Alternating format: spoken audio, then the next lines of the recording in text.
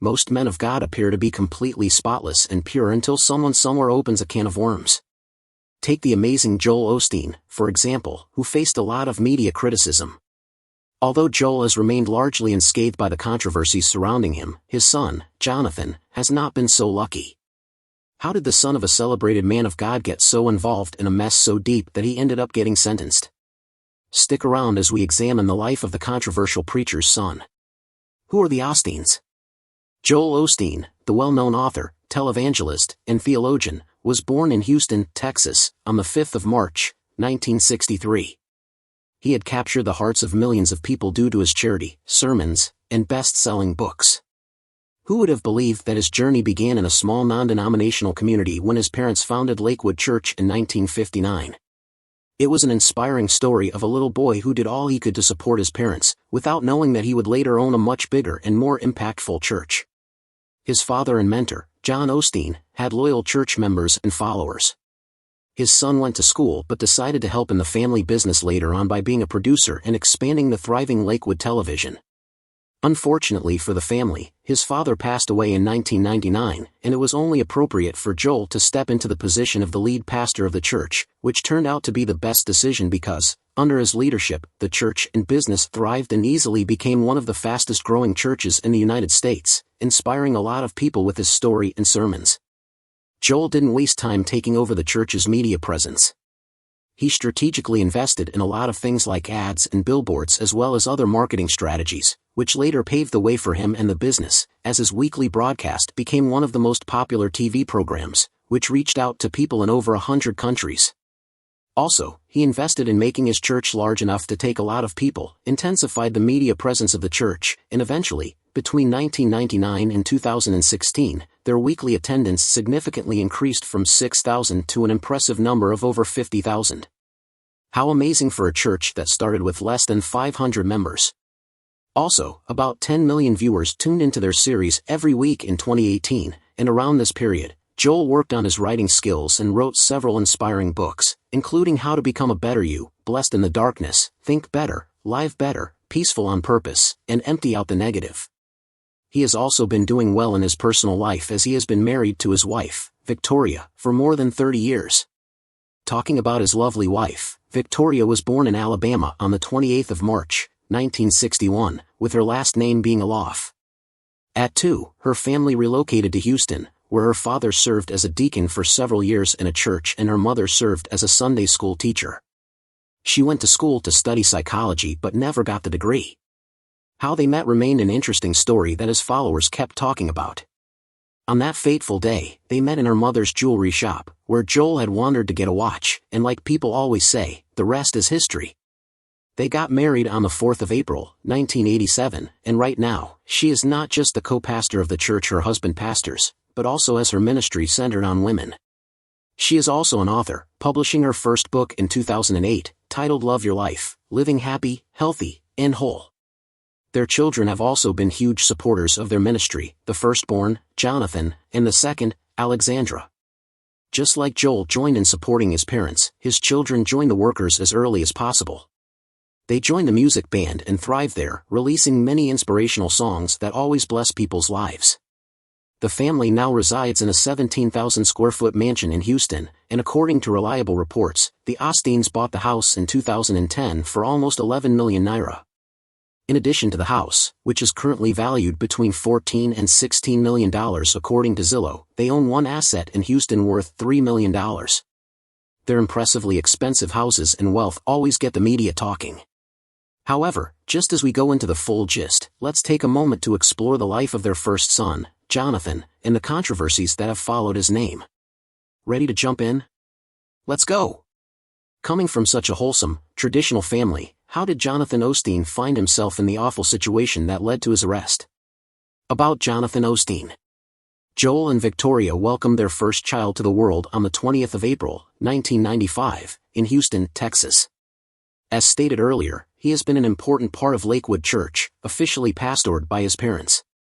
When he became a teenager, he dived into the young adults ministry, and Jonathan and Alexandra discovered his passion for music very early, after which he joined the worship team, serving with his singing and guitar skills. A moment the family would never forget was in 2016, when the siblings led worship together at America's Night of Hope, ministering to an incredible number of about 45,000 people. After that remarkable performance, Jonathan's name has been in the mouths of several people as he kept leading worship and singing at subsequent Night of Hope events in the United States. In addition to his long list of achievements at just a tender age, he contributed immensely to the Lakewood Young Adults Ministry's debut album, Live in the Wonderful, making amazing tracks like Etched, In the Name of Love, and Become. One of his songs that stood out, titled Prince of Peace, was featured in their latest album, In the Name, which they released in September 2019. He is always passionate about God and wishes to keep expressing love through the things he does. As time progressed, it looked like he also had the incredible gift of speaking, just like his father, so Joel thought to give him the stage, and he finally did his first sermon, The Father's Love, to the supportive Lakewood Church on Father's Day in 2019.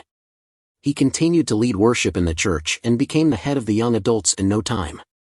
It is incredible how he balanced work in the church and education because his extracurricular activities did not affect his education in any way. In 2017, he earned a degree in radio, television, and film from the University of Texas at Austin, got married to his wife, Sophia Hann, in 2022, and still calls Houston his home. He had his achievements lined up, but as expected, he also had his fair share of controversies, which started with an unfortunate accident involving smashed cars, something that caused a buzz on the internet. Here is the startling story. The court reports record that Jonathan was using his cell phone and was not careful, leading to a collision that sent the occupants of the other car to the hospital. This couldn't go without being talked about, so in June 2018, Tony Tran and Qui Vu immediately filed a lawsuit against Jonathan and his parents, seeking $10 million for damages. For a long time, he still remained charged in court even after his parents were free from the court charges. The lawsuit gives a detailed report of an accident that happened on the 4th of August, 2016, when Vu and Tran were driving and Jonathan carelessly rear-ended them, leading to an impactful accident. This incident caused a significant crash at the back of their car, and due to the injuries they sustained, they required an ambulance to take them immediately to Palacios Community Medical Center. The lawsuit also notes that defendant Jonathan Emerson Osteen was a distracted and inattentive driver at the time of the collision, claiming that he was carelessly driving due to exhaustion and distraction from his phone and music. The lawsuit states that Jonathan didn't pay attention to the traffic lights and other signals, which led to the collision. It also suggests that he didn't try to avoid hitting the car. The Texas peace officer's crash report states that the actual reason for the crash was Jonathan's failure to control his accelerator. The judge was not the only person giving verdicts for his carelessness. The media also had their court on various social media platforms, making their own judgments. Ultimately, his trial is still in progress despite his marriage to Sophia and other private things he ventured into. The good news is that he didn't allow the setbacks to weigh him down. He only became more private, keeping his life away from the media because he and his wife prefer a quieter lifestyle free from the media saga. Jonathan's problems had far-reaching consequences, including for the Osteen family, who were already facing their own dark controversies at the time. One of the controversial issues the family has faced is tied to the theology of Joel. Unlike the conventional sermons that emphasize the scary depth of hell or the consequences of sin, Joel focuses on the gospel of prosperity, emphasizing the fact that if we are obedient and generous, we will live a life full of wealth and good health. When you check out his website and other social media platforms, you will find that he believes we are all meant to be conquerors and champions. However, this theology has faced a lot of criticism for combining faith with financial prosperity, and people see it as an idea that often puts unreasonable pressure on the most vulnerable among us and those who are not financially buoyant to give to God. So, here's the main gist. Christianity has referred to the gospel of theology as a bit of a weird theology, especially because it has been notable with controversial pastors from the 80s, like Jimmy Swaggart and Jim and Tammy Faye Bakker. Joel has been added to the list, and he has been criticized by a Christian magazine called The Christian Century for turning the Bible into simple self-help tips. However, his mom was in full support of him as she said they can never preach the gospel sad, instead, they preach it gladly.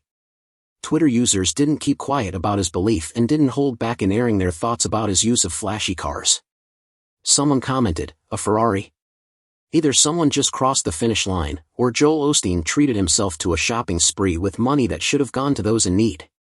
Till now, they have still not stopped talking about his really expensive house, huge assets, and flashy cars, even though he had already cleared the air, saying that he doesn't collect money from the church and all he spends comes from the bookshop business he runs. That aside, another incident concerning the family that got people talking was the loan he collected for his church. During the coronavirus pandemic in 2020, Joel found himself trending for snagging a whole $4.4 million in federal PPP funds for the growth of his church, and that loan turned out to be one of the biggest given to any business organization in Houston. His church defended the move by explaining that 368 of their staff members needed the financial boost. It was just the tip of the iceberg, as he didn't even know what was coming for the church and his family. Soon enough, the church got another backlash for taking a lot of time to open its doors for those fleeing the storm.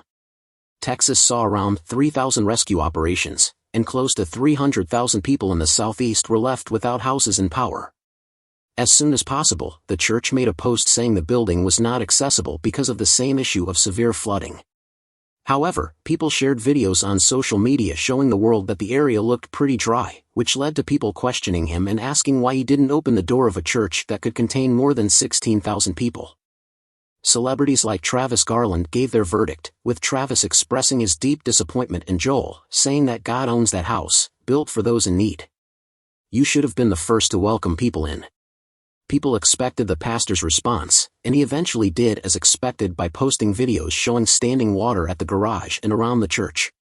He didn't respond to the offensive comments, rather, he reached out to his congregation, praying for them and assuring them that the church was working on a project which would benefit the people of Texas, also mentioning his collaboration with some non-profit organizations to aid the Houston area. Before all the issues surrounding the storm and the church's involvement, the family had their share of being dragged by the media due to something that wasn't so serious but not expected from the family. This was related to the posts made on his son's graduation from the University of Texas when his father took a break from his normal uplifting tweets to share a unique moment with his fans. The issue is not the post or the captions, but the picture itself, which showed him and his son flashing what is referred to as the Hook 'em Horns sign, which was a normal gesture synonymous with the university's legacy. Some people recognized it as what it was, but others saw another part of it, viewing it as the devil's sign. And again, viewers tuned in from more than 100 countries, talking about one thing, the reason they would do that sign while taking a picture.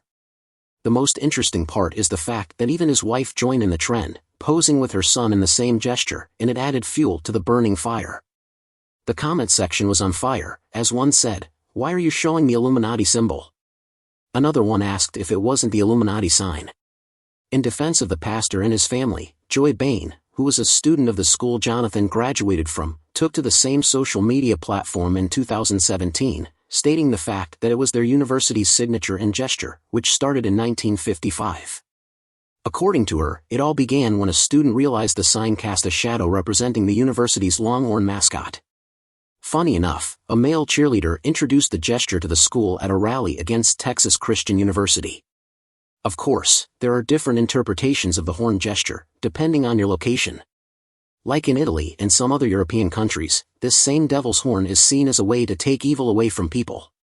Also, it has been attributed as the sign of the metal musicians from the 1970s. So, it has a colorful interpretation which cannot be limited to just one.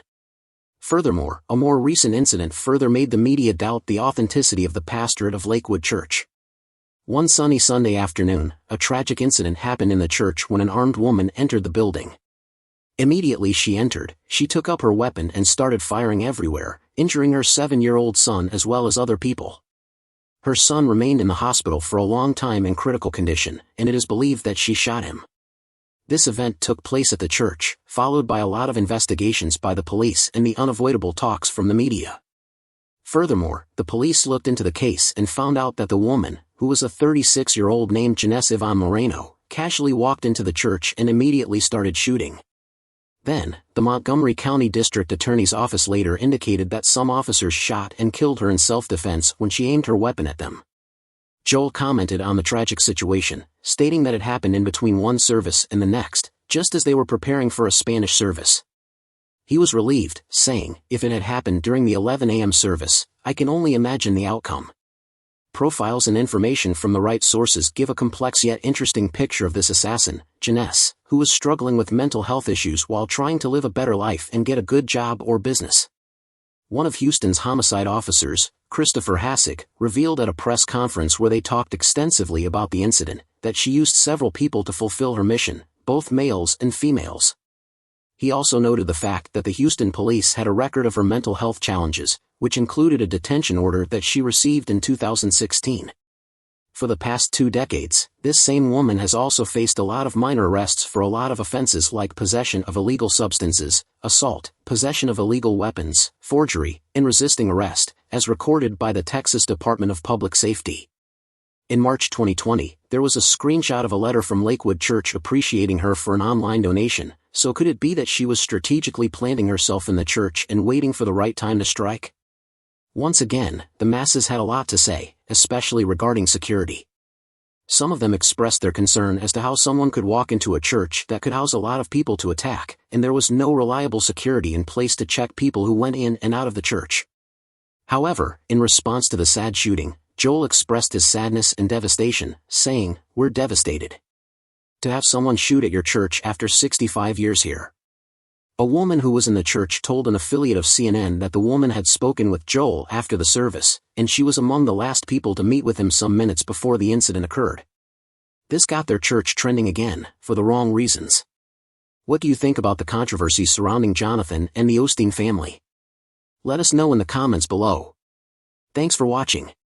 To enjoy more exciting videos, click play on the video on your screen. And don't forget to like, subscribe, and hit the bell so you get notified when a new video drops.